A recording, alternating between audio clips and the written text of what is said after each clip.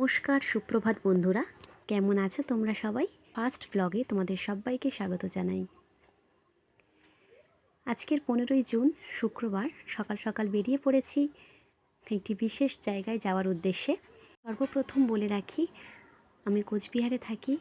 আমার বাপের বাড়ি এবং শ্বশুর বাড়ি দুটোই কিন্তু ডায়মন্ড হারবার।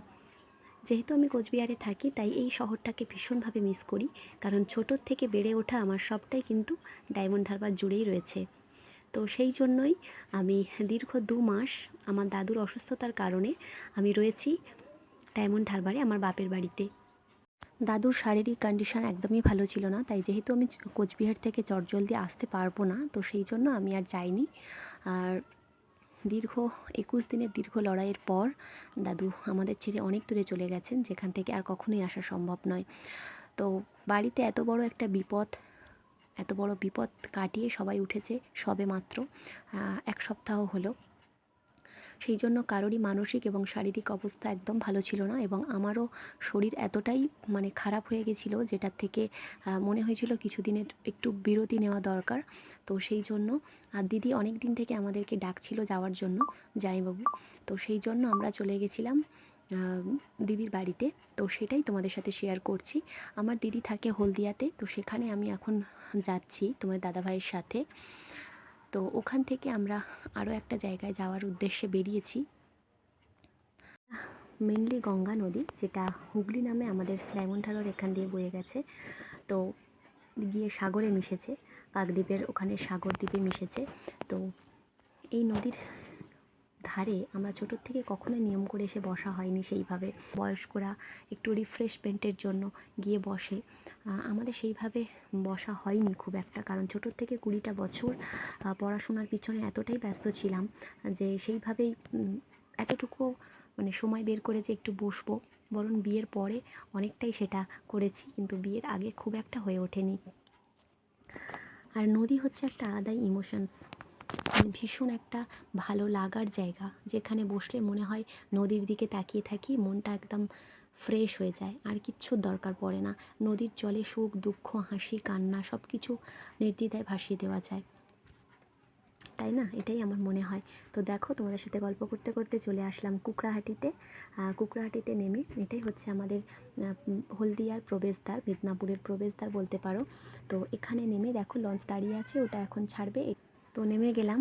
দেখো নদীটা কি সুন্দর লাগছে, শান্ত নিবিড় শূন্যতায় ভরা, কি দারুণ লাগছে না?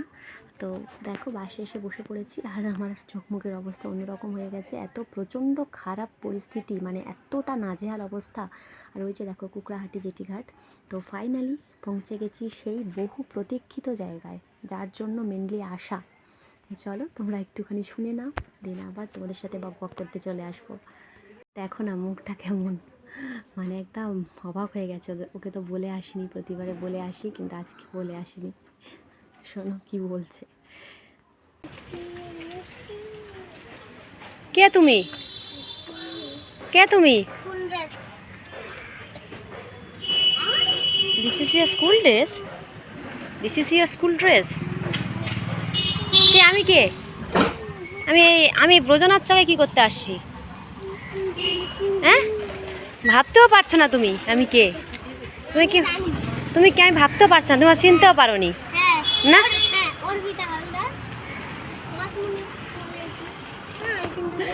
তুমি বুঝতে পেরেছো আমি এসেছি? কে বলেছে? মা? না, মা বলেনি, কিন্তু মা যখন ওখানে দাঁড়িয়ে তোমার সাথে যখন কথা বলছিল, হয়তো তখন আমি জেনেই গেছিলাম। কি জেনে গেছিলে? যে যে যে তুমি আমার বাড়ি আসছো। আমি তো অত বলিনি। বলনি, কিন্তু মা যখন ফোন করেছিল তখন আমি তো জেনেই গেছিলাম এতক্ষণ। ঠিক আমি জেনে গেছি। আমি চলে এলাম ভাসতে ভাসতে ভাসতে ভাসতে, আমি চলে এলাম হলদিয়া। হ্যাঁ, ইস, তুমি তো ভালো আশাই কর। যখন মা জেনে গেছি কি যে তুমি আসছিলে। কেমন সারপ্রাইজ দিলাম! তুমি তো আগে থেকে জানতেই না, তুমি তো এক্সপেক্টই করোনি যে আমি আসবো।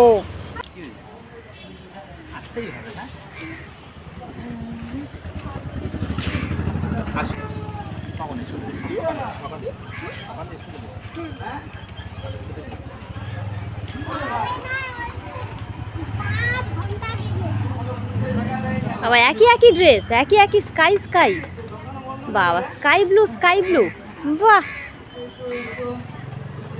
হ্যাঁ বুঝতেই পারিনি। আর কিন্তু আমাদের মাঝে মাঝে আমাদের আবার প্রীতিও পড়ে ওদের। আমি শিবা দাস তো এক্সপেক্টই করেনি যে আমি আসতে পারি বলে।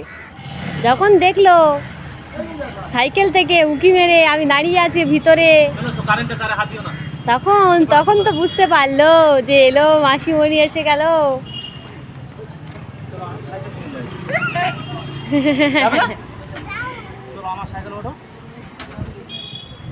আরে কিন্তু এই ব্যাগে কিভাবে উঠবো রে ভাই? দাও দাও ব্যাগটা আমার গায়ে দাও, পড়ে যাবে রাস্তায়। উঠে তুলে দেবো?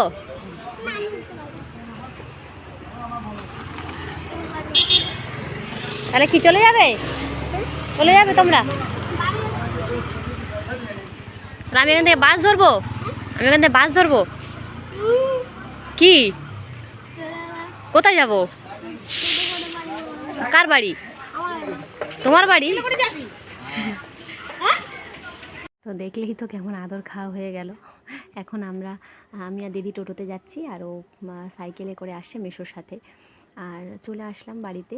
আর এখন কি বলতো, হলদিয়াতে প্রচণ্ডই গরম, মানে আমাদের ডায়মন্ড হারবারের থেকেও অনেকটা গরম বেশি।